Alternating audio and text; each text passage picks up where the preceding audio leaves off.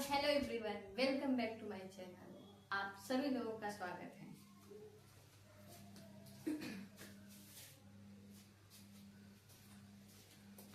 Hello everyone, आप सभी लोगों का स्वागत है अपराजिता एजुकेशन एकेडमी में। तो आज हम पढ़ेंगे तीसरी क्रॉप, कौन? सरसों यानी कि मस्टर्ड।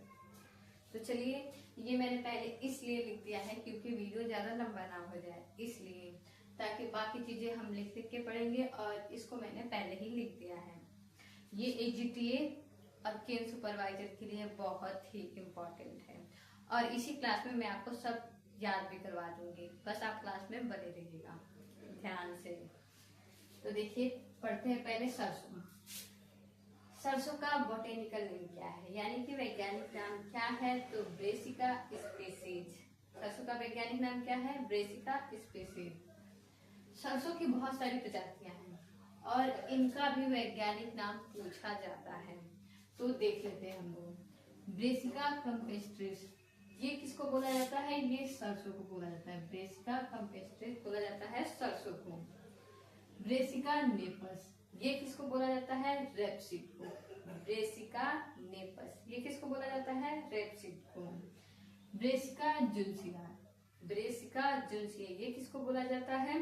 ब्राउन सरसों को। ब्रेसिका जुनसिया, ये किसको बोला जाता है? ब्राउन सरसों को।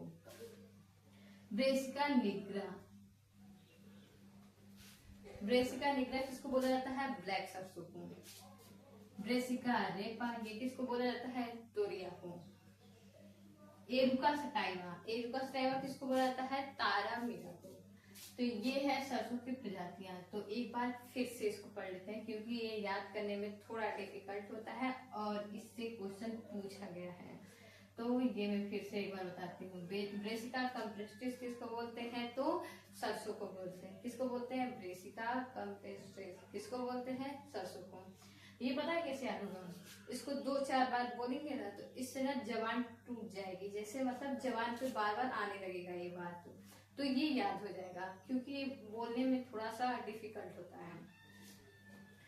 ब्रेसिका नेपस, ये किसको बोला जाता है? रेपसीड को। ब्रेसिका जुनसिया, किसको बोला जाता है? ब्राउन सरसों को। ब्रेसिका निग्रा, किसको बोला जाता है? ब्लैक सरसों को।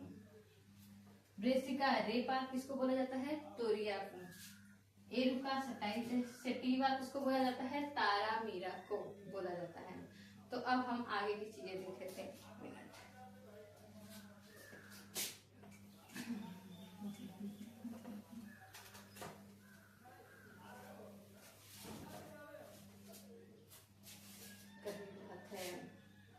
तो चलिए हम पढ़ते हैं आगे की चीजें। तो सबसे पहले अब देख लेते हैं कि ये किस फैमिली का है। किस फैमिली का है? ये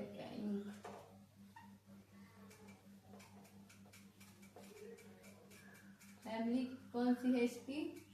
क्रूसीफेरी।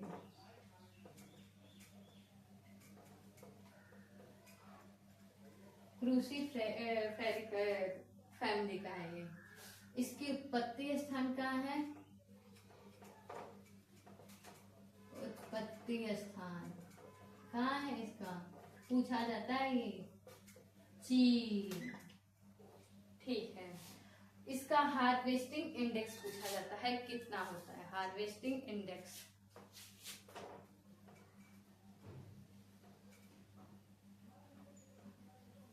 अरे खत्म हो गया, 2 मिनट बस देना मुझे, 2 मिनट।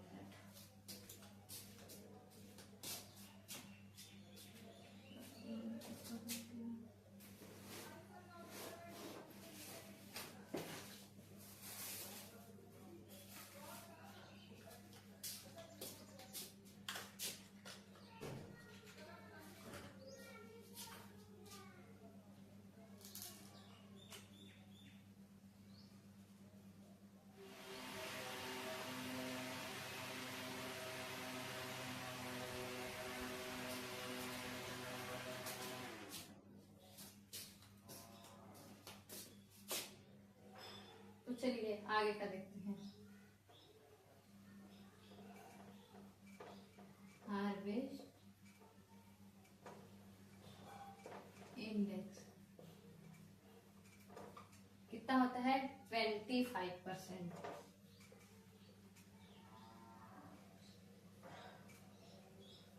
25%। ठीक है, इसमें तीखापन किसके कारण मतलब किसके कारण होता है, क्या नाम है उसका, तीखापन इसमें क्यों पाया जाता है?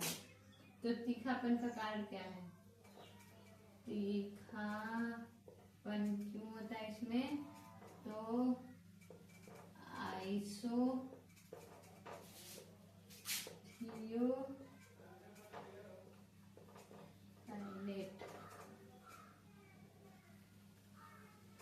आइसोथियोसाइनेट के कारण इसमें तीखापन पाया जाता है।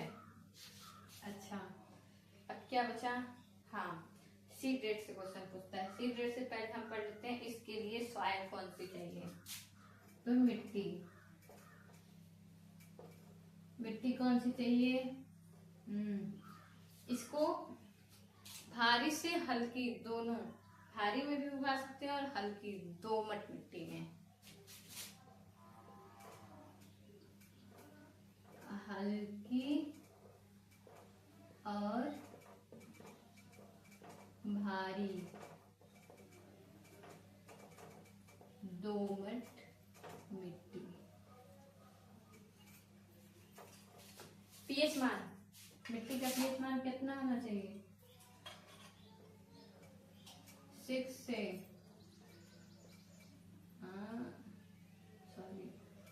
7.5 पीएच मान होना चाहिए इसका। ये बैठ नहीं रहा है ना, तो देखने में बन नहीं रहा है। ठीक है, 6 से 7.5 होना चाहिए इसका पीएच मान। अच्छा, इसमें पानी की कितनी आवश्यकता होती है? पानी की कितनी आवश्यकता होती है? तो 400 मिली।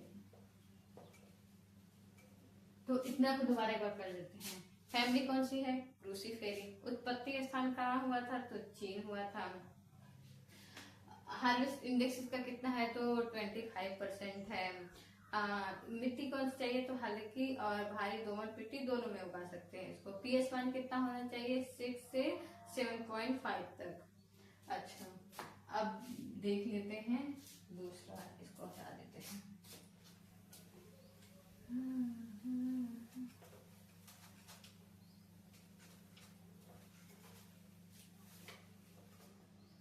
ज्यादा फालतू टाइम नहीं करेंगे आपके पास, सबका इम्पोर्टेंट टाइम है, एग्जाम का टाइम आने वाला है।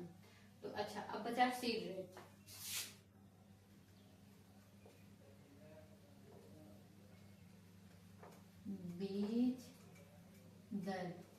बीज दर कितना होना चाहिए? तो देखिए, बीज दर इसका होना चाहिए 4 से 6 kg पर हेक्टेयर।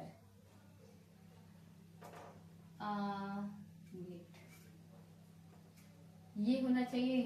और मिश्रित फसल में सीड रेट कितना होना चाहिए? मिश्रित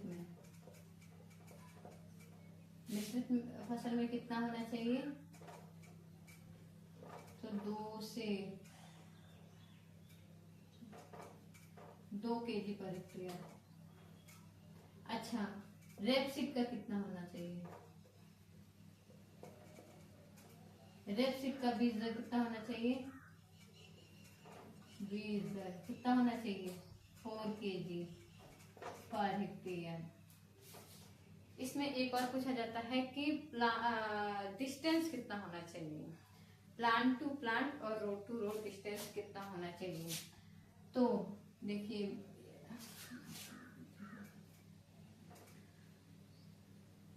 इसमें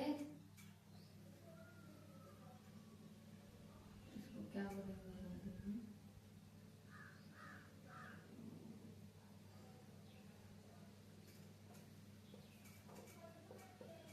दूरी कितनी होनी चाहिए?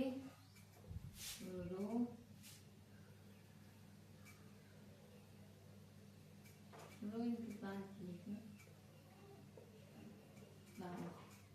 कितना होना चाहिए? 45 इंटू 20 सेंटीमीटर। इतना होना चाहिए, 45 इंटू 20 सेंटीमीटर का होना चाहिए गैप। अच्छा, अब क्या बचा इसमें? ये हो गया, मिट्टी हो गई, बीज दर हो गया,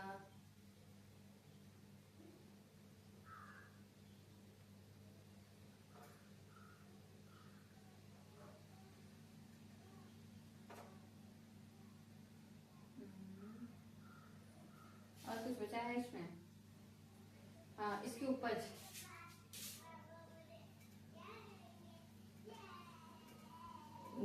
कितनी है? 15 से 20 कुंटल पर हेक्टेयर।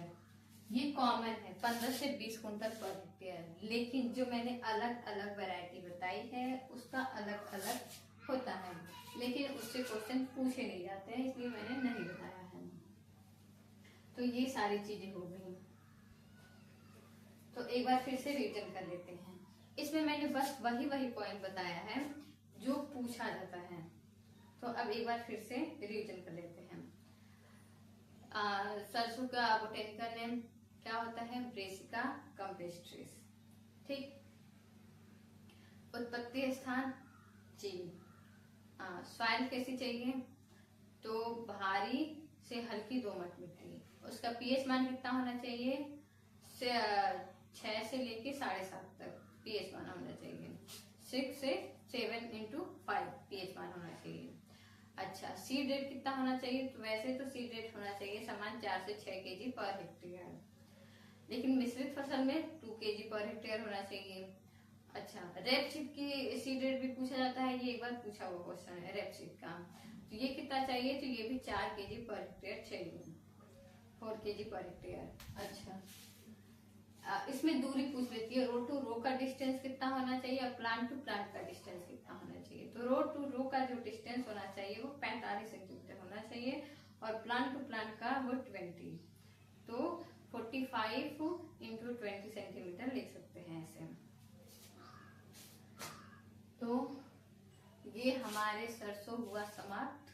अब हम मिलेंगे नेक्स्ट वीडियो में। आप लोग इस वीडियो को जरूर देखना और लिखने की जरूरत ना हो ना, तो इसको बस ध्यान से सुनना, आपको याद हो जाएगी सारी चीजें। तो आज के लिए राधे राधे।